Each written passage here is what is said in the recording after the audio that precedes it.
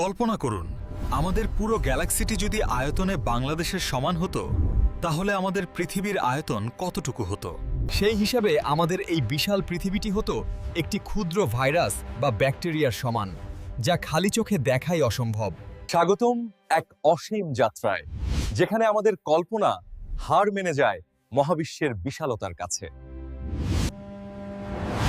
আমাদের এই যাত্রা শুরু হচ্ছে আমাদের চিরচেনা সৌরজগৎ থেকে, যা মহাকাশের এক ক্ষুদ্র অংশ মাত্র।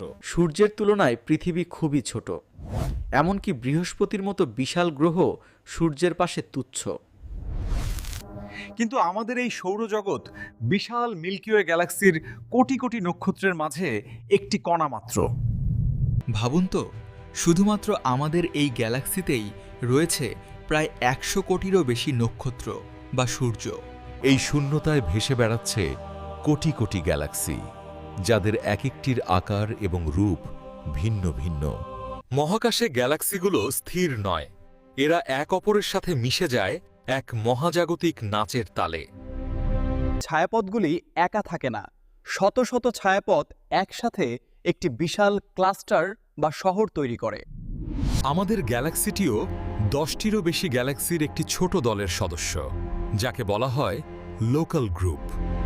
আমাদের পাশের অ্যান্ড্রোমিডা গ্যালাক্সিটি প্রতি সেকেন্ডে 110 কিলোমিটার বেগে আমাদের দিকে ধেয়ে আসছে। মহাবিশ্ব আসলে একটি জালের মতো বিস্তৃত। ছায়াপথগুলি মহাজাগতিক শূন্য দ্বারা একে অপরের সাথে সংযুক্ত। আর এই জালের মাঝখানে রয়েছে বিশাল সব শূন্যস্থান, যেখানে কিছুই নেই। একে বলা হয় ভয়েড। ভারী গ্যালাক্সির টানে আলোও বেঁকে যায়, যা আমাদের মহাকাশের অনেক দূরের দৃশ্য দেখতে সাহায্য করে। আমরা আসলে ল্যানিয়াকিয়া নামের একটি অতি বিশাল গ্যালাক্সি ক্লাস্টারের বাসিন্দা, যা অবিশ্বাস্যভাবে বড়। মহাবিশ্বের বেশিরভাগই অদৃশ্য। ডার্ক ম্যাটার এবং ডার্ক এনার্জি এর মূল পরিচালক। মহাবিশ্ব স্থির নয়, এটি প্রতি মুহূর্তে বেলুনের মতো চারদিকে প্রসারিত হয়ে চলেছে। আমরা যখন দূরের নক্ষত্র দেখি, তখন আসলে আমরা ইতিহাসের দিকে তাকাই, কারণ আলোর আসতে সময় লাগে।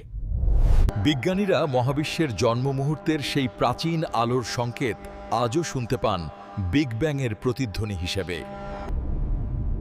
The black hole in space has a monstrous pull from which even light cannot escape. মহাকাশে রয়েছে ব্ল্যাক হোল, যার রাক্ষসের টান থেকে আলো রেহাই পায় না। 73 বিলিয়ন আলোকবর্ষ, যা মানুষের চিন্তার বাইরে। এই অসীম শূন্যতায় আমরা হয়তো ক্ষুদ্র, কিন্তু আমাদের জানার ইচ্ছা এই মহাবিশ্বের চেয়েও বড়। মহাবিশ্বের এই রহস্যময় সৌন্দর্য আমাদের মনে করিয়ে দেয় আমরা কত ক্ষুদ্র, তবুও কত বিশেষ।